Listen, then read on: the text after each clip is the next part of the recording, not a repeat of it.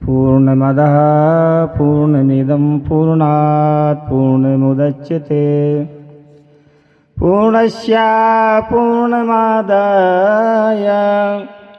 पूर्णमेवावशिष्यते। दीप तारों के जलाकर कौन नित्य करता दिवाली। चांद सूरज घूम किसकी आरती करते निराली।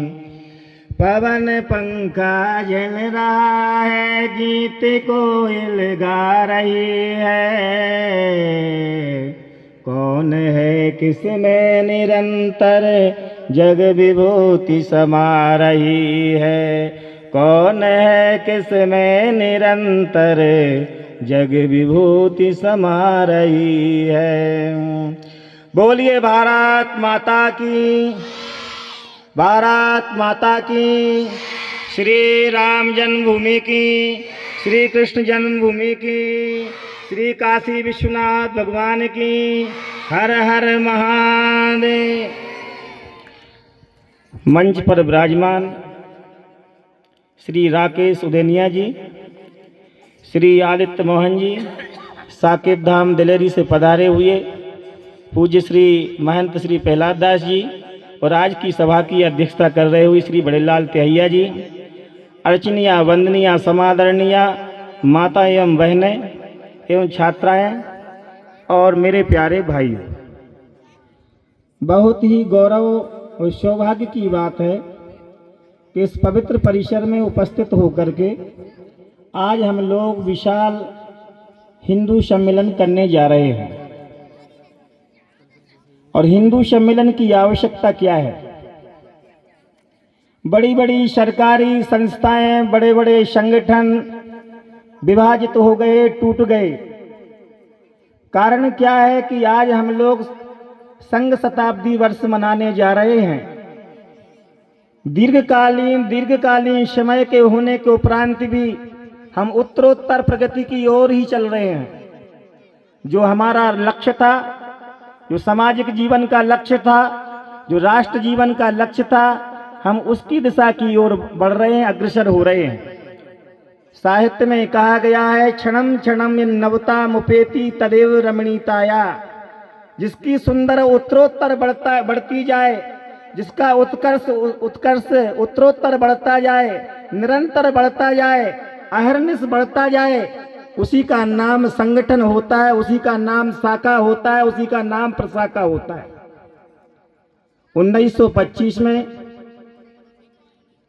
परम पूज्य प्रातः स्मरणीय स्वयं नाम धन्य श्री डॉक्टर साहब, श्री हेडगेवार जी, श्री रामकृष्ण मुंजे जी, श्री वीर सावरकर जी आदि आदि महापुरुषों ने जो संकल्प लिया था कि तन में मना शिव संकल्प मस्तु, वह शिव संकल्प हो, वह राष्ट्र संकल्प हो कि सारे विश्व में मानस भवन में आर्यजन जिसकी उतारे आरती, भगवान भारत वर्ष में गूंजे हमारी भारती।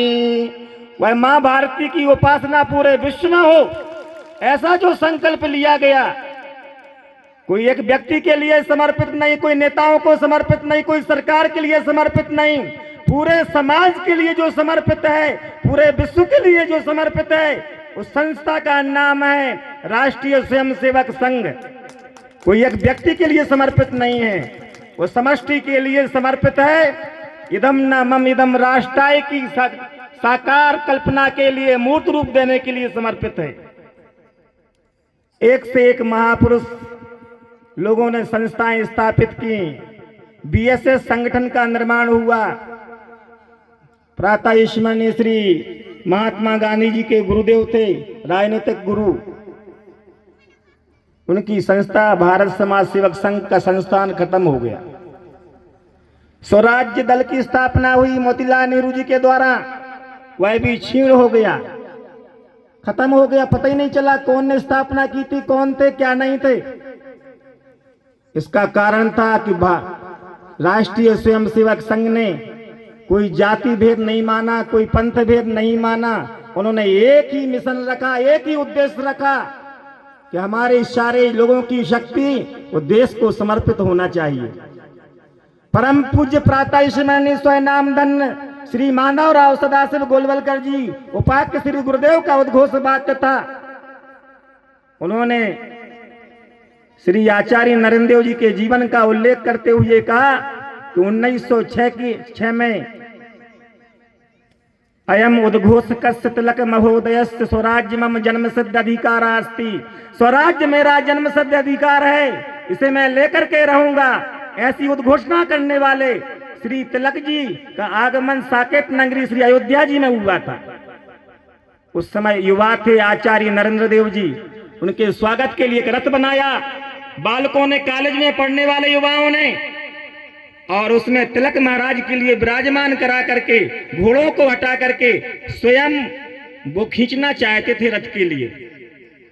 गुरुदेव लिखते हैं कि महापुरुष जो राष्ट्र को समर्पित होते हैं वो स्वयं की सेवा नहीं, वो राष्ट्र की सेवा करवाते हैं। श्री लोकमान्य बाल गंगाधर तिलक जी ने कहा, आप लोग हट जाइए। जो शक्ति, जो श्रम, जो परिश्रम, जो उत्साह, जो ऊर्जा आप हमारी सेवा में लगा रहे हैं, ये तो अपराध हो जाएगा। ये मेरी सेवा में ऊर्जा मत लगाओ, मेरी सेवा में समय मत लगाओ, मेरी सेवा में श्रम मत लगाओ। ये देश की सेवा के लिए अपना श्रम लगाओ, देश आजाद हो जाएगा, हिंदू समाज एक हो जाएगा। जो एक व्यक्ति की सेवा में लगा रहे हो। तो श्री माधवराव सदाशिव गोलवलकर जी पूज्य गुरुदेव ने, द्वितीय सरसंचालक श्री गुरुजी ने लिखा कि मुझे इस वाक्य से शिक्षा मिली, मेरे जीवन में उजाला, ऐसा प्रकाश की तरह वह वाक्य मेरे मन में छा गया कि एक महापुरुष का लक्षण क्या होता है। इदम न मम इदम न मम इदम राष्ट्राय, यह मेरा नहीं है, समाज का है। यह मेरा नहीं है, देश का है। यह मेरा नहीं है, पूरे विश्व का है। अयम निजा परोवेति लघुनाम गणचेतसाम उदार चरित्रा नाम तू वसुदैव कुटुंबकम।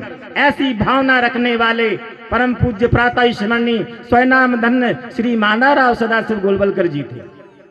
उनको शंकराचार्य पद मिल रहा था। भारतीय तीर्थ जी उनके लिए शंकराचार्य बनाना चाहते थे। जो उनकी दाढ़ी है लंबी लंबी, उन्होंने त्याग, तपस्या, तितिक्षा के लिए संन्यास जीवन स्वीकार कर लिया था। वो रामकृष्ण मिशन में जाकर के परम पूज्य प्रातः स्मरणीय स्वामी विवेकानंद जी महाराज के गुरु भाई स्वामी अखंडानंद जी से दीक्षा ले ली थी। उन्होंने सरगाछी आश्रम में रहना प्रारंभ कर दिया था। श्री अखंडानंद जी महाराज जी ने कहा, हे माधव, तुम सन्यासी तो हो ही, सन्यासी रहोगे भी, लेकिन तुम राष्ट्र सन्यासी, राष्ट्र ऋषि बनो, राष्ट्र ऋषि बन जाओ। और मेरा कहना है कि तुम्हारे द्वारा इतना विराट कार्य होगा कि जो मैंने विचार भी नहीं किया होगा। आप पूरे समाज के लिए बनो, पूरे समाज के लिए जीवन अर्पित कर दो। वह जीवन उन्होंने स्वीकार कर लिया। बताइए कौन व्यक्ति शंकराचार्य पद का परित्याग करता? किसी के सामने उस समय शंकराचार्य पद की जो गरिमा थी, आज के जमाने में वो गरिमा नहीं रह गई। शंकराचार्य जी का उस समय इतना सम्मान होता था कि सारे राजे महाराजे उनके सामने साष्टांग नमन प्रणाम करते थे। पूज्य गुरुदेव ने कहा, मैं व्यक्ति सा अपने जीवन में कोई ऐसा पद नहीं लूंगा, मैं तो राष्ट्र की सेवा के लिए गुरुदेव ने निर्देशित किया है, आदेशित किया है। और उन्होंने अपना जीवन काशी हिंदू विश्वविद्यालय के परिसर से राष्ट्र के लिए जीवन समर्पित कर दिया। आज हमारे जीवन में क्या हो रहा है, हम सबके जीवन में क्या हो रहा है? हम धन वैभव इकट्ठा तो करते हैं, समाज में सम्मान तो इकट्ठा करना चाहते हैं, पर राष्ट्र के लिए, देश के लिए, समाज के लिए, धर्म के लिए हमारे मन में एक भावना भी नहीं आती है कि 24 घंटे यदि हम जीवन जीते हैं तो हम 3 घंटे देश के लिए देंगे, वृक्षों के लिए देंगे। मैं आपको एक उदाहरण पेश करना चाहता हूं। मैंने एक युवा व्यक्ति का दर्शन किया राजकोट गुजरात में। उस व्यक्ति का नाम है विजय भाई डोबरिया, पटेल समुदाय से आते हैं वो। मैं उनसे मिलने गया था। मिलना क्या, वो दर्शन हो गया मुझे। मेरे मन में आया कि आज हमारे मध्य प्रदेश में ऐसे युवा होना चाहिए जैसे श्रीमान विजय भाई डोबरिया जी हैं। उस युवा ने संकल्प किया कि मैं अपने जीवन में 1,51 करोड़ वृक्ष लगाऊंगा और 30 लाख वृक्षों को 30 फीट के बड़े कर दिए हैं। 30 लाख वृक्षों को वो बड़ा कर दिया है। 100 बांध रखे हुए हैं वो पानी देने के लिए। ऐसा नहीं कि लगाया और इसके बाद खत्म हो गए।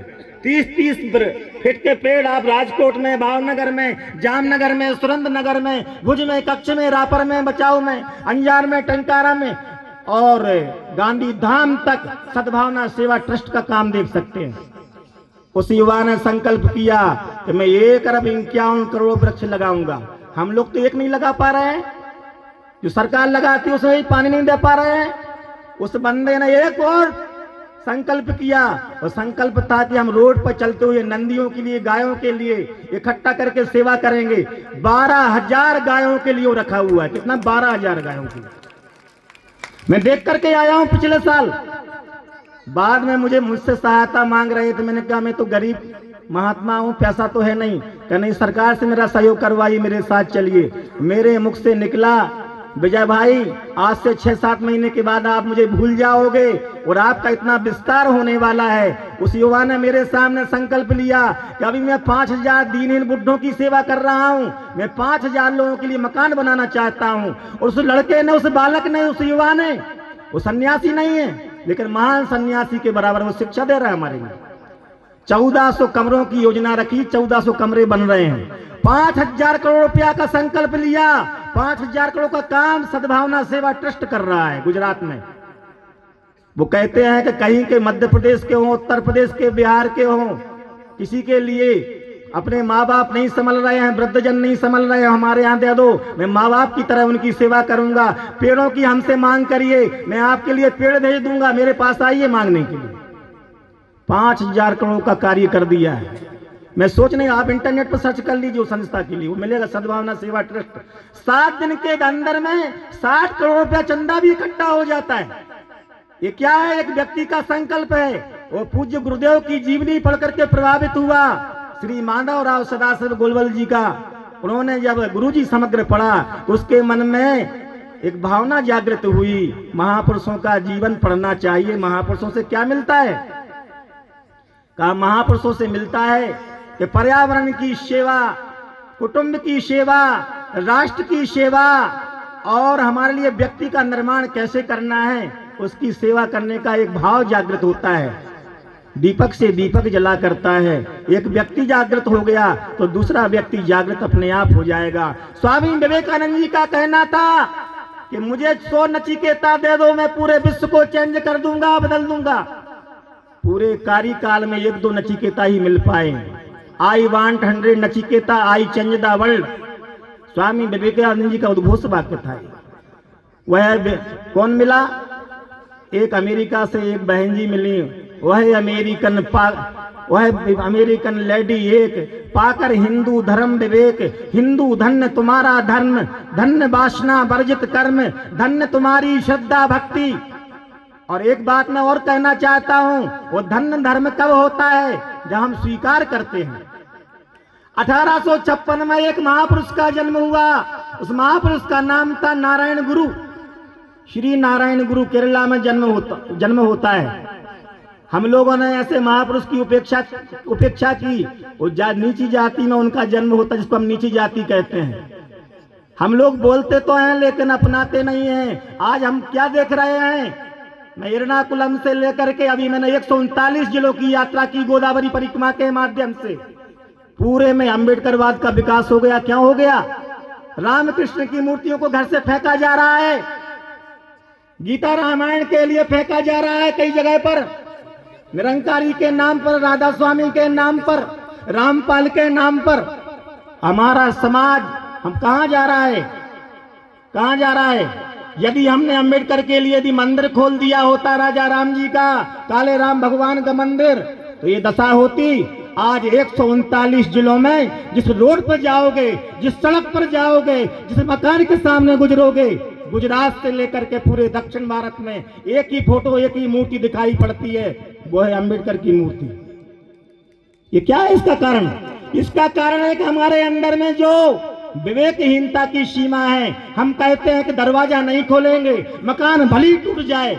मकान टूट गया हम लोगों का, आज हमारा समाज उस दिशा की तरफ चला गया है और बड़े बड़े लोगों के कारण गया है।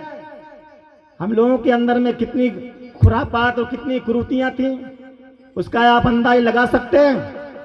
नहीं नहीं, लेकिन ऐसे ऐसे महापुरुष भी हुए। काशी हिंदू विश्वविद्यालय के संस्थापक महामना पंडित मदन मोहन मालवीय जी, जिनसे पूज्य गुरुदेव जी उनके नेतृत्व में, उनके छत्र छाया में अनुप्राणित हुए थे।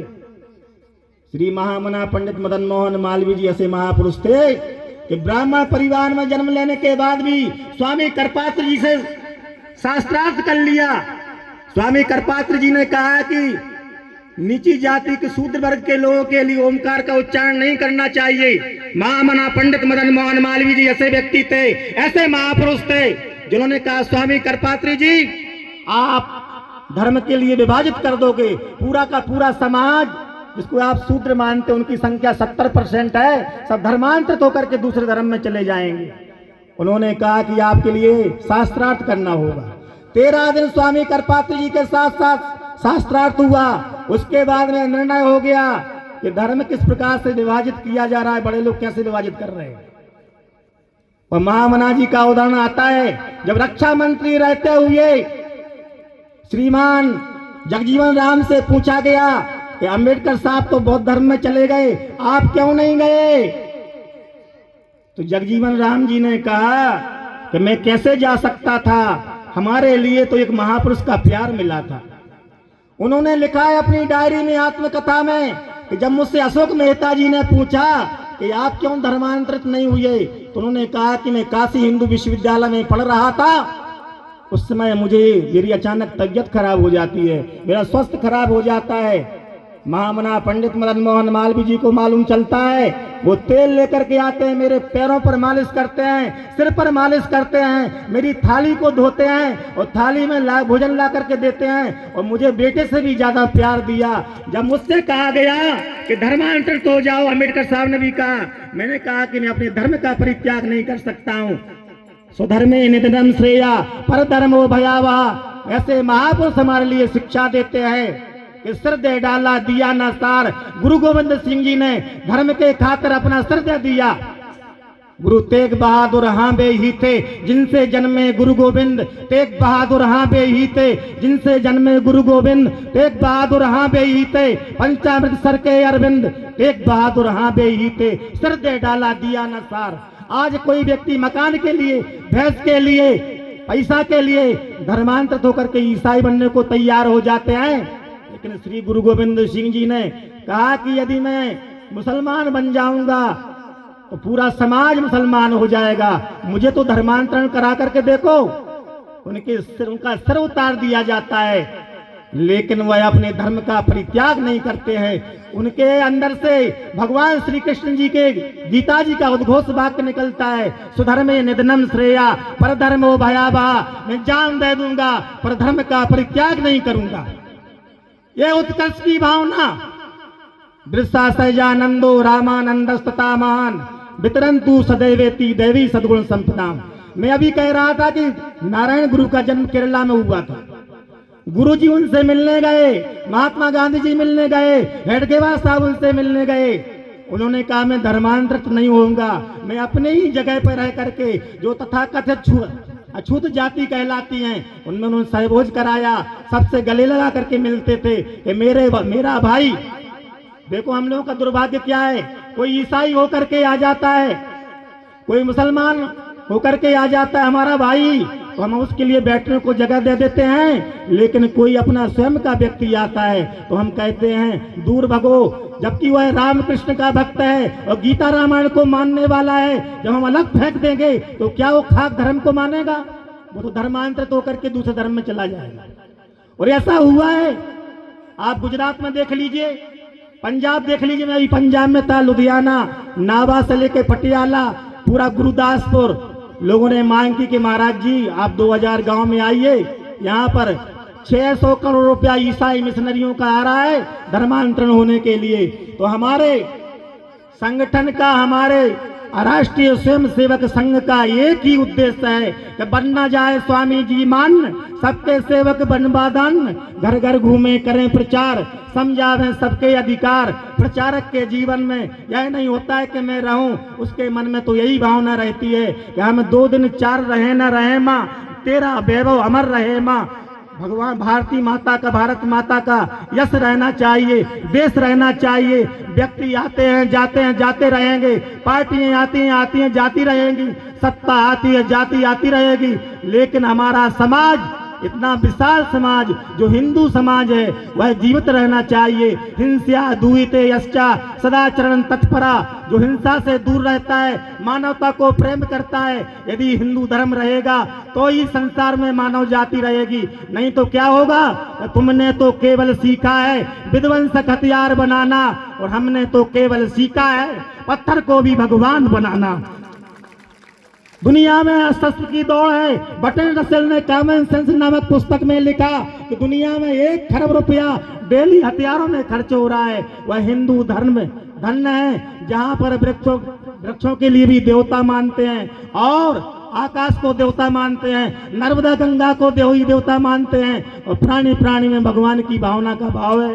इन्हीं शब्दों के साथ में सबकी नसों में पूर्वजों का पुण्य रक्त प्रवाह हो, गुणशील साहस बल तथा सब में भरा उत्साह हो, विद्या कला कौशल में सबका अटल अनुराग हो। हमको तुम्हारी चाह हो, तुमको हमारी चाह हो, उपलक्ष्य के पीछे कभी विचलित न जीवन लक्ष्य हो। जब तक रहे ये प्राण तन में पुण्य का ही पक्ष हो, भारत माता का ही पक्ष हो। इतना कहकर मैं अपनी वाणी को विराम देता हूँ। बोली भारत माता की। इतना आराम से बोलोगे तो कैसे काम बनेगा? पाकिस्तान तक आवाज जाना चाहिए। भारत माता की, भारत माता की। मंद पड़े जिससे बैरी वह भीषण आकार का, स्वतंत्रता के सन्यासी राणा का रणगार का। भारत माता की। हर हर महादेव।